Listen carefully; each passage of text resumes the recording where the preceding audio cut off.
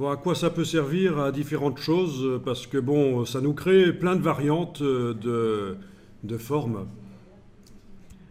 On va essayer dans un nouveau document.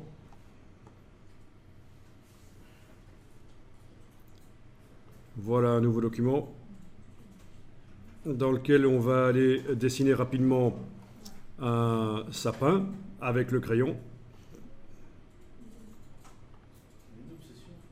Oui, je suis obsédé des sapins. Voilà.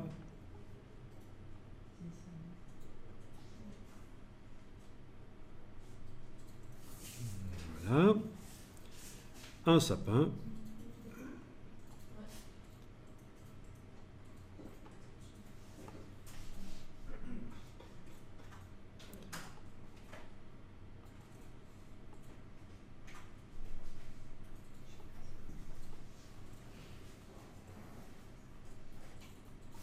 Voilà.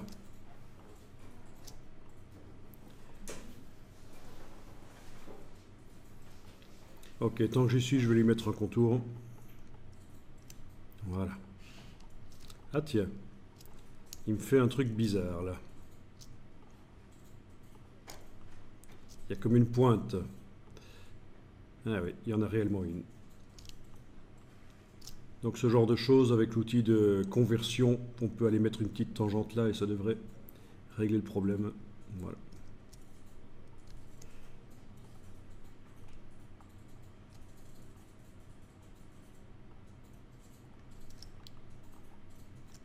Tiens. Et là c'est coupé.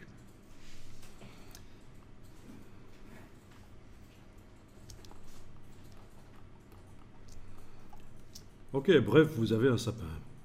Un truc qui ressemble à ça.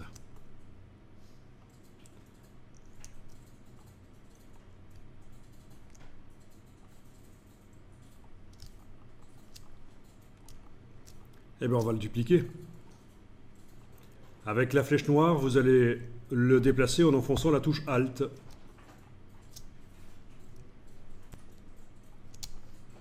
Puis vous allez sélectionner les deux.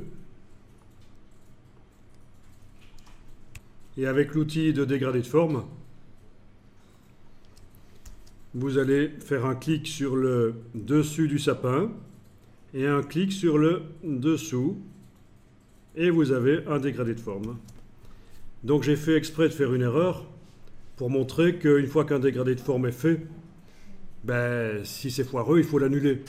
Objet, dégradé de forme, annulé. Et il disparaît.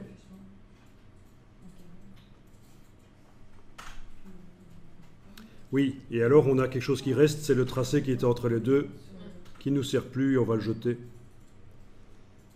Le dégradé de forme a été transformé en une espèce de ligne. Voilà. Donc je recommence, cette fois-ci sans me tromper, mais en tout cas, voilà, c'est important, annuler un dégradé de forme, évidemment. Il faut savoir le faire. Donc je clique sur le point du dessus là, et je clique sur le point du dessus là, et cette fois-ci, vous avez un dégradé de forme qui est plus correct.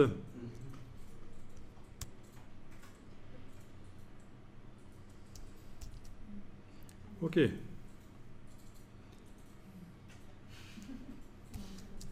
Intéressant, si vous ouvrez dans la palette des calques le dégradé de forme et que vous déplacez une forme par rapport à l'autre, vous voyez que la superposition change. Là, c'est le sapin de gauche qui est à l'avant-plan. Et là, c'est celui de droite. Donc, la superposition, l'empilement des formes, ça compte. Ok, je fais en sorte que ce soit celui de gauche qui soit à l'avant-plan. C'était peut-être déjà le cas chez vous. Normalement non, parce que celui de droite est arrivé après, donc il était au-dessus. Donc vous devez, à mon avis, ouvrir dans la palette des calques et inverser les formes pour que ce soit celui de gauche qui soit à l'avant-plan. Et vous avez évidemment compris ce qu'on va faire maintenant. Donc vous sélectionnez d'une manière ou d'une autre le sapin de droite. Donc ça peut être avec les petites cibles ici dans la palette des calques. Sapin de droite. Et vous allez le réduire avec l'outil de transformation manuelle. Voilà. Et vous avez une perspective de sapin. Ben oui. Pour faire des illustrations, ça peut être bien. Et voilà, évidemment, pour donner... Bon, on a juste un petit problème, les répétitions ne s'agglutinent pas vers la fin, alors que ça devrait logiquement le faire. Hein. Mais par contre, on peut réduire éventuellement l'épaisseur du contour, pour donner quand même l'illusion de la profondeur. La couleur de fond peut également être affadie. Donc je sélectionne uniquement le sapin de droite là, pour travailler.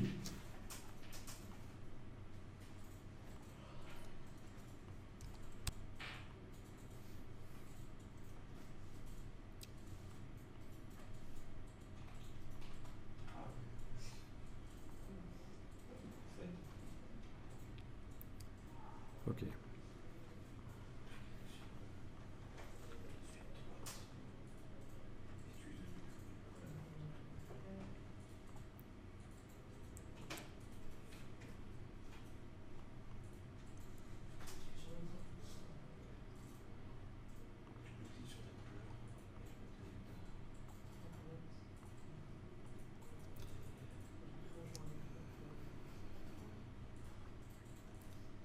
Ok, donc il faudra tester ça et en sortir quelque chose de bien.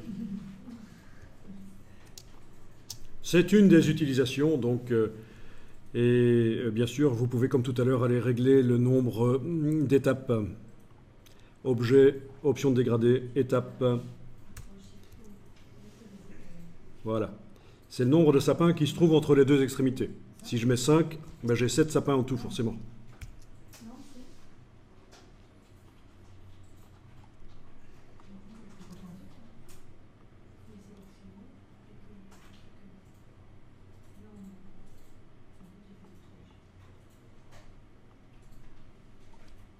Ok, en mettant le contour à l'intérieur, ça va mieux respecter la forme du sapin qu'en l'ayant à l'extérieur.